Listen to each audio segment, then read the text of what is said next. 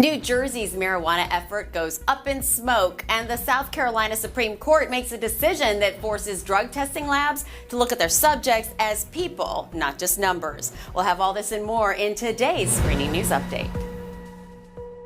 One of New Jersey Governor Philip Murphy's top campaign promises just went up in smoke. After months of trying, Democrats in the state legislature were unable to get the votes needed to legalize recreational marijuana. Democrats have control of both the state Senate and the Assembly, but infighting has kept much of the governor's agenda from seeing the light of day. The most vocal opponents of the marijuana proposal have been several African-American lawmakers who split from the rest of the party, arguing that legalizing the drug would create a public health menace in their communities. Governor Murphy insists the effort is just stalled, not defeated. He says legalization is an urgent civil rights issue of our era and promises the bill will eventually get passed. He's also seeking to greatly expand the state's medical marijuana program, but that is on hold for now as well. The South Carolina Supreme Court says drug testing labs that make mistakes do have to answer to those being tested and can be sued for negligence for some mistakes.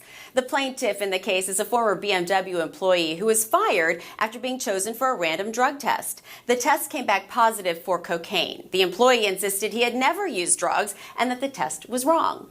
A second test performed at the same lab came back positive as well. The plaintiff lost his job and sued the lab for negligence. Lawyers claim the lab could not be sued for this because it did not owe a duty of care to the plaintiff.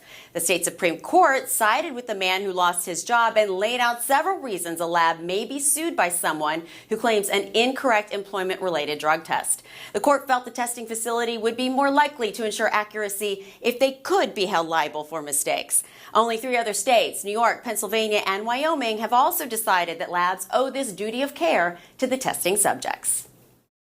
7 states and 6 cities have already put salary ban laws in place to prohibit employers from asking applicants how much they've been paid in the past. Now, the Midwest has its first salary ban, and it's even more extensive than the ones that came before it. The city of Cincinnati passed a law that not only prohibits employers from using past pay rates to make hiring decisions, but requires that all job applicants get a pay scale for the job they're seeking. And that's all for today. Be sure to join us every week for more news, and be sure to check out ebiinc.com for more screening information. I'm Jennifer Gladstone. See you next time.